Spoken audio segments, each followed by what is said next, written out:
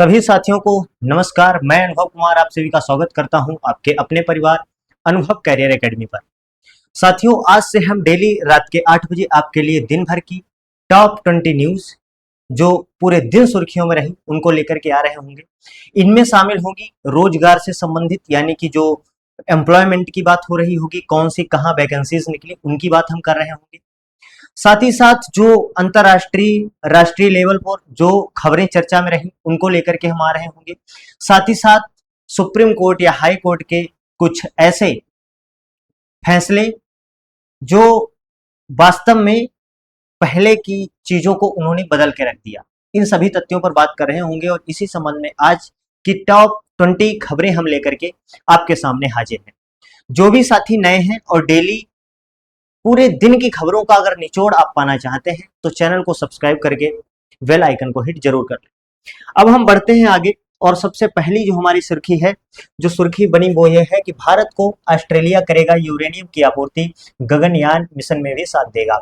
ये इधर है, मूल पेपर कटिंग हमने रखी है और इधर हम आपको बताएंगे कि जो मुख्य चीजें रही, साथ ही साथ जो कंपटीशन की तैयारी भी करते हैं साथी उनके लिए भी महत्वपूर्ण होने वाली है। पीएम मोदी और एंथनी अल्बनीज के मध्य में 18 अहम फैसलों पर सहमति बनी। ऑस्ट्रेलिया भारत को यूरेनियम आपूर्ति करेगा जिससे स्वच्छ ऊर्जा लक्ष्यों को गति मिलेगी। महत्वपूर्ण खनिज, साइबर, तकनीकी, सप्लाई चेन पर साझेदारी की शुरुआत हुई। गगनयान मिशन और आंतरिक ट्रैकिंग व्यवस्था में सहयोग का रास्ता खुला। ऑस्ट्रेलियन सुपर फंड भारत में लगभग 33 अरब डॉलर निवेश करेगा। यानी कि अगर हम इस खबर की बात करें तो सबसे इंपॉर्टेंट चीज ये है कि भाई कितने कुल 18 समझौते हुए, यानी कि कुल 18 एमओयू पर जो है वो साइन किए गए भारत और ऑस्ट्रेलिया के मध्य। ठीक है, साथ ही साथ क्या होगा, भारत यूरेनियम की जो है वो भारत को आपूर्ति करेगा और साथ ही साथ जो है वो ऑस्ट्रेलियन सुपर फंड जो है वो भारत में लगभग 33 अरब डॉलर का निवेश करेगा, जो कि एक बहुत बड़ी उपलब्धता है अगर देखा जाए भारत के सतत विकास की दृष्टि से। इसके साथ ही हम आगे बढ़ेंगे और अगली खबर है हमारी ये, प्रधानमंत्री मोदी ने ऑस्ट्रेलिया में ही कहा कि ऑपरेशन सिंदूर में दुनिया ने देख ली भारत की ताकत। नरेंद्र मोदी क्या है, मेलबंद में प्रवासी भारतीयों के कार्यक्रम में पीएम मोदी ने ऑपरेशन सिंदूर का जिक्र किया। उन्होंने कहा, दुनिया में भारत की रक्षा क्षमता और विश्वसनीयता देखी है। भारत लगातार हिंद महासागर और प्रशांत क्षेत्रों के साथ साथ रक्षा सहयोग बढ़ा रहा है। चीन से परेशान देशों पर ज्यादा ध्यान और समुद्री सुरक्षा सहयोग को नई गति दी जा रही है। और साथ ही आपको पता है कि जो हिंद महासागर जो है या फिर कहें साउथ चाइना सी में लगातार चाइना अपना प्रभुत्व जमा रहा है और उसमें जो छोटे छोटे देश हो गए जैसे इंडोनेशिया हो गया, फिलीपींस हो गया, जकार्ता हो गया, ये सारे के सारे देशों को डर है कि कहीं चाइना हम पर कब्जा ना कर ले। और आपको अभी हम एक और सेशन लाने वाले हैं जिसमें हम आपको बताएंगे कि आखिर किस तरीके से भारत ने चाइना के चारों तरफ अपनी ब्रह्मोस मिसाइलों को स्थापित कर दिया है। तो साथी बने रहे और इसमें यही है कि भाई ऑपरेशन सिंदूर के बारे में इन्होंने बात की, क्योंकि जब ये मेलबर्न जो कि ऑस्ट्रेलिया का सबसे बड़ा शहर है, वहां पर हजारों प्रवासी भारतीय यानी कि भारतीय मूल के व्यक्तियों को संबोधित कर रहे थे, तो वहां पर उन्होंने बताया और उन्होंने अपने बयान में कहा कि भाई हमारी मिसाइलें कहीं और गिर रही थी, आतंकी ठिकानों पर गिर रही थी, लेकिन हमारे ब्रह्मोस की गूंज जो है वो पूरे विश्व में सुनाई दे रही थी। तो इन शब्दों का प्रयोग किया गया। ठीक है, अच्छा इसका फायदा क्या है, आपके मन में प्रश्न उठेगा कि भाई ये सब कहने का क्या ही लाभ। तो साथी, जब भारत ने आतंकी ठिकानों पर पाकिस्तान के अंदर अपनी ब्रह्मोस गिराई तो सीधी सी बात है कि ब्रह्मोस की मांग एकदम से बढ़ने लगी और खासकर उन छोटे छोटे देशों में जिनको चाइना सबसे ज्यादा परेशान करता है। ठीक है, तो इसलिए उसमें ब्रह्मोस का प्रचार बहुत अच्छे से हुआ। उसके बाद न्यूजीलैंड से भारत जाने वाले 57% सामानों पर टैरिफ नहीं। अब साथ ही भारत के प्रधानमंत्री सबसे पहले इंडोनेशिया पहुंचे, इंडोनेशिया के बाद फिर ऑस्ट्रेलिया और ऑस्ट्रेलिया से पहुंचे कहां, न्यूजीलैंड, यानी कि 3 देशों की यात्रा पर निकले 6 तारीख से 11 तारीख तक की। तो साथ ही उसमें क्या हुआ कि न्यूजीलैंड से भारत जाने वाले 57% सामानों पर टैरिफ नहीं, ये तत्काल लागू हो गया। क्या ये तत्काल लागू हुआ? लेकिन जैसे ही आगे वार्ता बढ़ेगी और जो समझौते होंगे वो बढ़ेंगे तो 95% तक जो है वो टैरिफ फ्री ट्रेड होने का अनुमान जताया जा रहा है, ऐसा बताया गया। तो ये भी मुख्य सुर्खी बनी जिसमें पीएम मोदी के पहुंचने से पहले न्यूजीलैंड के प्रधानमंत्री क्रिस्टोफर लक्सन ने घोषणा की कि भारत के साथ प्रस्तावित व्यापार समझौते के तहत पहले दिन से 57% सामानों पर टैरिफ नहीं लगेगा। यानी कि भारत के प्रधानमंत्री और क्रिस्टोफर लक्सन जैसे ही पहली मुलाकात करेंगे उसके तुरंत बाद दोनों देशों के बीच में क्या होगा, एक दूसरे के आयात निर्यात पर जो है वो टैरिफ नहीं लगेगा, यानी कि 57% जो है टैरिफ घट जाएगा। ठीक है, न्यूजीलैंड की कंपनियों को भारतीय बाजार में बेहतर पहुंच मिलने की बात कही गई और न्यूजीलैंड दुनिया की तेज बढ़ती अर्थव्यवस्थाओं में माना जाता है। उच्च स्तरीय वार्ता से दोनों देशों के रिश्ते एक नए मुकाम पर पहुंचने की उम्मीद है। और ये अगर सारी के सारे दौरे देखे जाएं तो भारत एक प्रकार से चाइना को काउंटर अटैक कर रहा था। उसका कारण यह है कि चाइना लगातार, आपको पता है, पाक चाइना कॉरिडोर के माध्यम से भारत के पास आने का प्रयास करता है, अपना जाल बिछाने का। वहीं अगर बात करें तो हम्बन टोटा बंदरगाह जो कि श्रीलंका का है, वहां पर उसको लीज पर लेकर के भारत पर नजर रख रहा है। वहीं हाल ही में बांग्लादेश के बंदरगाह पर भी मोगाम्बो पर अपनी स्थिति को मजबूत कर रहा था। अब लगातार जब ये स्थितियां बन रही थी तो सोचने पर मजबूर हुई सरकार, और हम सब यही सोचते थे कि क्या अगर चाइना भारत के चारों तरफ एक लाइन बिछा रहा है, भारत की घेराबंदी कर रहा है, तो क्या भारत सरकार हाथ पर हाथ रख के चुपचाप बैठी हुई है? असल में ये दौरे चाइना को ही कंट्रोल या उसको काउंटर जवाब देने के परिप्रेक्ष्य में ही हुए हैं। इसके लिए एक स्पेशल सेशन आने वाला है बहुत जल्द, आप उससे जुड़ना बिल्कुल मत भूलें। इसीलिए अगर आपने अभी तक चैनल को सब्सक्राइब नहीं किया है तो प्लीज चैनल को सब्सक्राइब कर लें। तो इसमें मुख्य चीज क्या है कि 57% सामानों पर टैरिफ खत्म कर दिया गया और 95% तक जो है इसको करने का जो है अनुमान जताया जा रहा है। आगे बढ़ते हैं अगली खबर पर। और भारत ऑस्ट्रेलिया की साझेदारी, यूरेनियम तकनीक और सप्लाई चेन पर सहमति। ये मैं आपको पहले ही बता चुका हूं, लेकिन ये भी मूल सुर्खी बनी न्यूज कटिंग की। आप देख पा रहे हैं अमर उजाला की कटिंग है। भारत को ऑस्ट्रेलिया करेगा यूरेनियम की आपूर्ति और गगन मिशन में भी देगा साथ। ऑस्ट्रेलियन सुपर 33 अरब का करेगा निवेश, यानी कि ऑस्ट्रेलियन सुपर फंड जो है वो 33 अरब डॉलर का निवेश करेगा। ये मैं आपको पहले ही बता चुका हूं, ये मुख्य सुर्खियां बनी अलग अलग अखबारों में। आगे बढ़े तो सबसे बड़ी खबर ये आई कि सोने चांदी की कीमतों में भारी गिरावट से सराफा बाजार में लौटी रौनक। भाई हुआ क्या कि अचानक से सोने और चांदी में गिरावट देखने को मिली है, जिसके बाद में भारत में जो सोने और चांदी खरीदने वाले ग्राहक थे उनमें खुशियों की लहर आ गई। क्या सोने चांदी की कीमतों में गिरावट से ग्राहकों की खरीदारी फिर से तेज हो गई। स्थानीय कारोबारियों के अनुसार मांग में करीब 20% तक बढ़ोतरी देखी गई। नवंबर दिसंबर की शादियों के लिए आभूषणों के एडवांस ऑर्डर मिलने लगे। ग्राहक पुराने गहने एक्सचेंज करके हल्के वजन की नई ज्वेलरी खरीद रहे हैं और सराफा कारोबारियों को आने वाले दिनों में बिक्री के आंकड़े बेहतर होने की उम्मीद है। और ये आप देख सकते हैं मूल पेपर कटिंग दी हुई है कि सोने चांदी की कीमतों में गिरावट से सराफा बाजार में लौटी रौनक, यानी कि जैसे ही कुछ दाम गिरे उसके बाद में फिर से खरीदारी भारत में शुरू हो गई, क्योंकि आपको पता है कि नवंबर दिसंबर एक शादी का मौसम चलेगा। ठीक है, तो वहां पर बहुत ज्यादा ज्वेलरी परचेस की जाती है, तो उसके लिए व्यापारियों ने कहा कि अब हमारे पास एडवांस बुकिंग आ रही है जैसे ही सोना चांदी सस्ता हुआ है। ठीक है, चलिए आगे बढ़ते हैं कि तनाव बढ़ने से आईपीओ बाजार पर संकट। किसका तनाव बढ़ने से? असल में आपको पता है कि ईरान और अमेरिका के बीच जो समझौता हुआ था वो रद्द कर दिया गया। असल में अमेरिका ने ईरान के 60 से अधिक, अमेरिका द्वारा ईरान के 60 से अधिक स्थानों पर बमबारी की गई, जिसके बाद वो समझौता टूटा और फिर से स्थितियां जो है वो बद से बदतर होनी शुरू हो गई। वैश्विक तनाव और अनिश्चितता से भारतीय आईपीओ बाजार के लिए जोखिम बढ़ा। बाजार विशेषज्ञों के अनुसार 2026 में करीब 50 अरब डॉलर के संभावित आईपीओ बाजार पर असर पड़ सकता है। दूसरी छमाही में बड़े आईपीओ आने की उम्मीद है। कई कंपनियां तैयारी में है। जियो, एनएसई और अन्य बड़े इसी विदेशी निवेशकों की रुचि पर निर्भर रहेंगे। वैश्विक आईपीओ बाजार में अमेरिका अभी भी पूंजी जुटाने में आगे है, यानी कि भारत के जो शेयर मार्केट है उस पर बहुत ज्यादा प्रभाव देखने को मिला है ईरान और अमेरिका के बीच जो समझौता टूटा उसका। ये मुख्य सुर्खी बनी। आगे बढ़ते हैं। उसके बाद में स्मार्टफोन और लैपटॉप पुर्जों पर आयात शुल्क सरकार ने खत्म कर दिया। ये बहुत बड़ी खबर है। इससे क्या होगा कि आपके लैपटॉप और मोबाइल्स जो हैं इनकी कीमतों में आपको क्या मिलेगा, आपको गिरावट देखने को मिल जाएगी। यानी कि सरकार ने मोबाइल फोन, लैपटॉप, अन्य इलेक्ट्रॉनिक्स में इस्तेमाल होने वाले कई पुर्जों पर आयात शुल्क खत्म कर दिया है।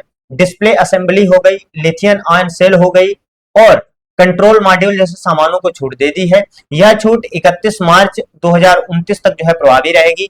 पहले इन पर 5% से 7.5% तक आयात शुल्क लगता था। घरेलू निर्माण को बढ़ावा और इलेक्ट्रॉनिक सामानों की कीमतों में कमी की उम्मीद है। यानी कि आपको जो स्मार्टफोन और लैपटॉप होंगे इनकी कीमत में आपको जो है कटौती देखने को मिलेगी, कमी देखने को मिलेगी और इसमें घरेलू निर्माण को भी बढ़ावा मिलेगा। यानी कि मैन्युफैक्चरिंग जो है वो इससे मजबूत होगी। और इधर आप देख सकते हैं मूल पेपर की कटिंग और इधर हमने रखे हैं इंपॉर्टेंट फैक्ट्स। ठीक है, उसके बाद में ये इंपॉर्टेंट है कि उत्तर प्रदेश ग्रामीण बैंक में भोजनावकाश नहीं। क्या? यानी कि आपको जो लंच के नाम पर कह दिया जाता है, पहुंचे, पता लगा 1 बजा हुआ है, मैनेजर साहब बोले, कैशियर साहब बोले अभी साहब जा रहे हैं लंच पर, आधा घंटे बाद आना, 45 मिनट बाद आना। लेकिन यहाँ पर स्पष्ट किया गया है कि उत्तर प्रदेश ग्रामीण बैंक यानी कि यूपीजीबी बैंक में अब भोजनावकाश नहीं होगा। अगर ऐसा कोई भी अधिकारी ऐसा कुछ करता है तो आप उसकी शिकायत दर्ज करा सकते हैं। आप यहाँ पर स्पष्ट देख सकते हैं। ये क्या हुआ, उत्तर प्रदेश ग्रामीण बैंक की शाखाओं में अब लंच टाइम यानी भोजनावकाश नहीं होगा। सुबह 10 बजे से शाम 5 बजे तक लगातार वित्तीय लेन देन और अन्य कार्य होंगे। Baroda UP bank, Aryavart bank और प्रथमा यूपी ग्रामीण बैंक के विलय के बाद यह आदेश जारी हुआ है। आपको पता है कि पहले बड़ौदा यूपी बैंक अलग हुआ करती थी, आर्यावर्त बैंक अलग हुआ करती थी, प्रथमा यूपी ग्रामीण बैंक अलग हुआ करती थी, लेकिन अब इन सारी की सारी को मर्ज करके क्या उत्तर प्रदेश ग्रामीण बैंक का नाम दे दिया गया।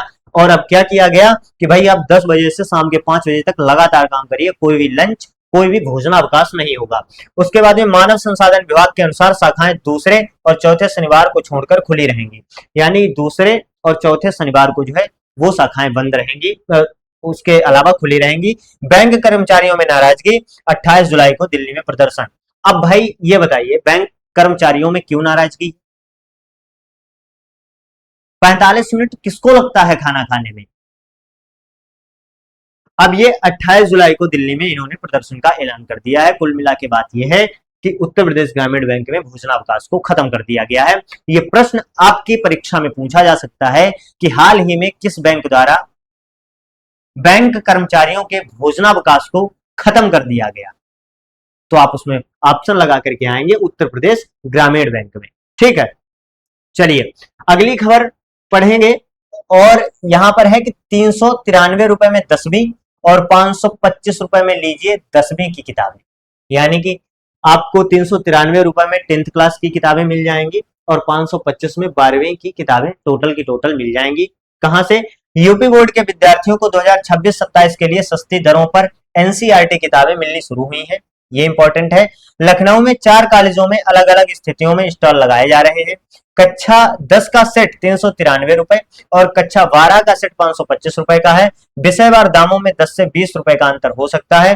निजी प्रकाशकों के सेट सामान्यतः 5 से 6,000 तक मिलते हैं। ये आप देख सकते हैं, इधर मूल कटिंग है।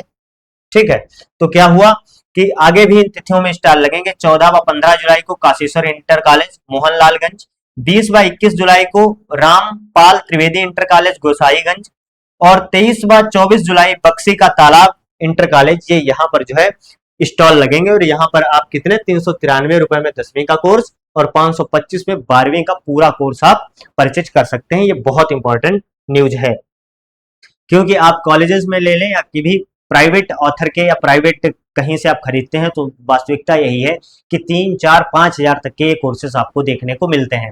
लेकिन एनसीईआरटी के अब ये कोर्स आपको सस्ते मिलने वाले हैं। उत्तर पर सवाल, टीईटी उत्तर कुंजी पर आपत्तियां। आपको पता है हाल ही में यूपी टेट का जो है यूपी टीईटी यानी कि Uttar Pradesh teacher eligibility test की आंसर की जारी कर दी गई है। उस आंसर की में बहुत ज्यादा प्रश्न जो है वो गलत पाए गए। अभी हम ये आपको इधर दिखाएंगे। क्या? यूपी टीईटी की उत्तर कुंजी जारी होने के बाद छात्रों ने कई प्रश्नों के उत्तरों पर आपत्ति उठाई है। आयोग ने ऑनलाइन आपत्ति दर्ज कराने की अंतिम तिथि 14 जुलाई रात 12 बजे तक रखी है।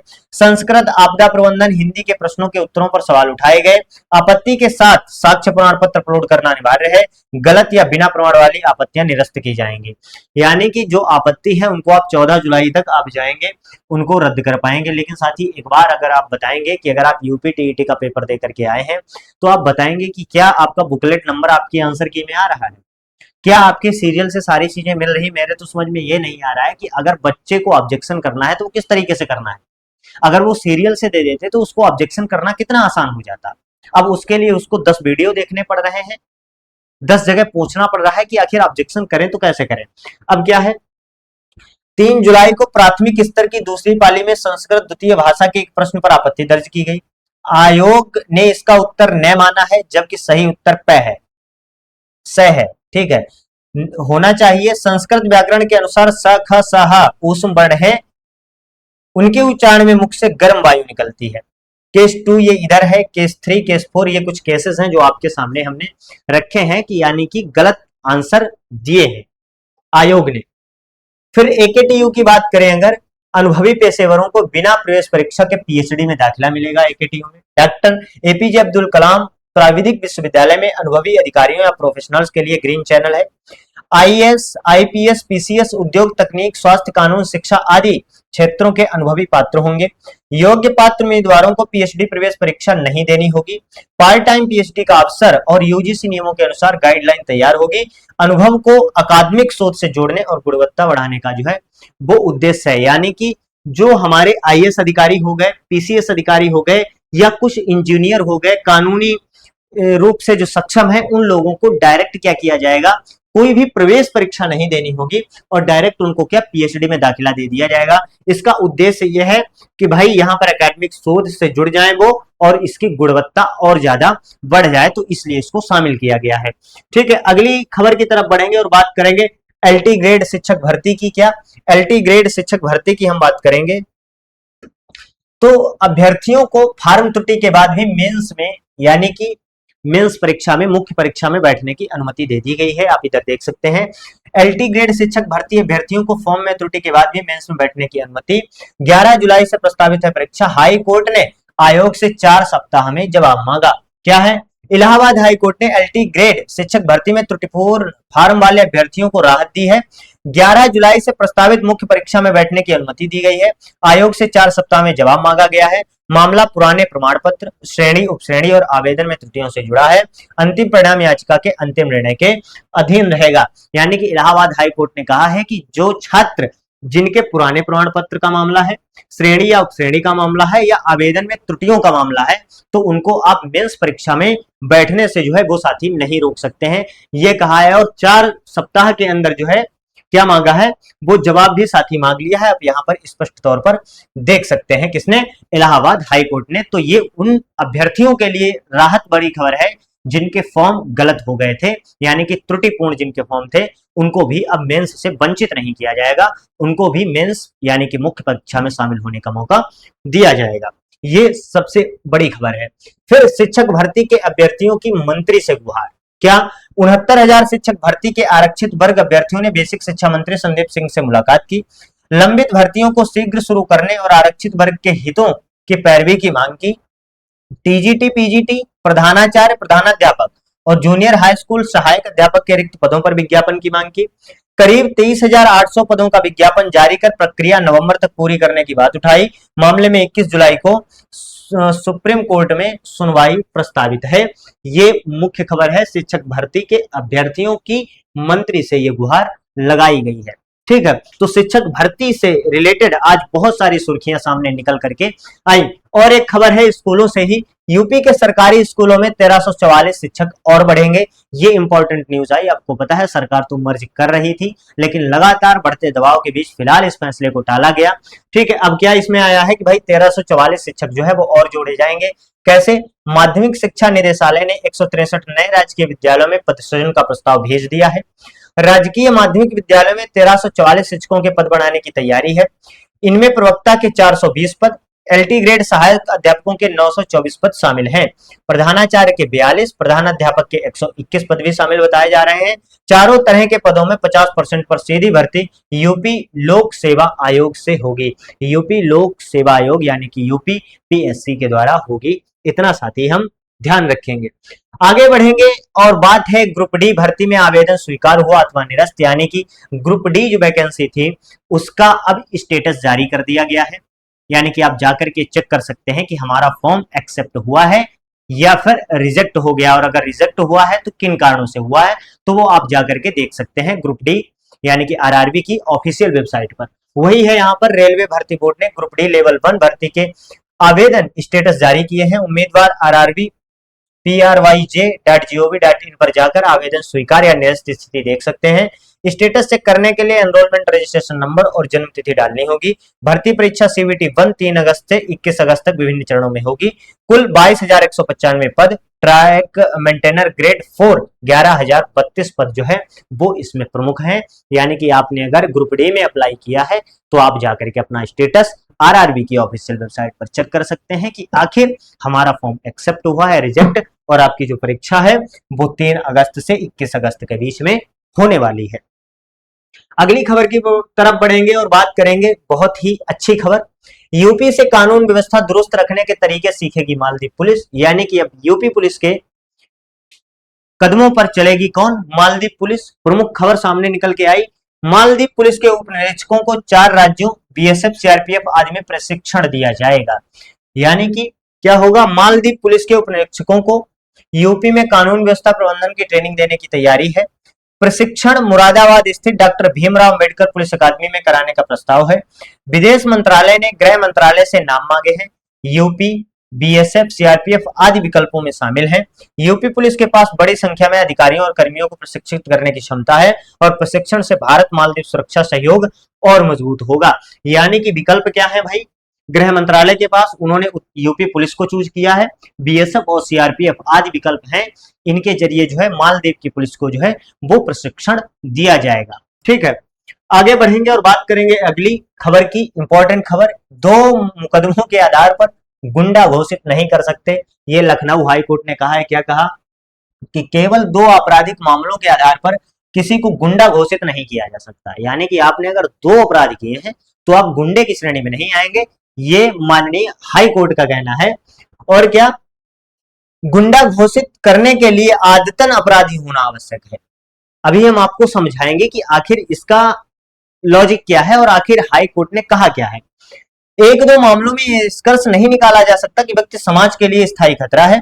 मामला राहुल उर्फ राहुल सरोज की याचिका से जुड़ा था। अदालत ने कहा कि परिस्थितियों से लोक व्यवस्था को वास्तविक खतरा सिद्ध होना चाहिए। असल में एक मामला था क्या, यहां पर लिख लेंगे राहुल, और ये मुकदमे पूछ भी लिए जाते हैं। राहुल या राहुल सरोज एक ही व्यक्ति है, इनको गुंडा घोषित कर दिया गया। क्या? इनको गुंडा घोषित कर दिया गया और इनके ऊपर 2 मुकदमे चल रहे थे। तो इस पर कड़ी प्रतिक्रिया देते हुए माननीय हाई कोर्ट ने कहा कि किसी व्यक्ति को 2 मुकदमों के आधार पर ही गुंडा घोषित नहीं कर सकते। जानना जरूरी यह है कि क्या ये आदतन अपराधी बन चुका है, यानी कि रोज एक नए अपराध को अंजाम देता है, और क्या ये वास्तव में लोक व्यवस्था के लिए खतरा बना हुआ है, तभी आप उसको गुंडा घोषित कर सकते हैं, अन्यथा उसको गुंडा घोषित नहीं कर सकते। ये माननीय हाईकोर्ट ने कहा है। वो आप यहां पर मूल कटिंग भी न्यूज़पेपर की पढ़ सकते हैं। ठीक है, चलिए आगे बढ़ते हैं। और एक और इंपॉर्टेंट पति पत्नी से संबंधित कि पत्नी की दोबारा शादी के बाद गुजारा भत्ता क्यों, हाई कोर्ट ने जवाब मांगा है।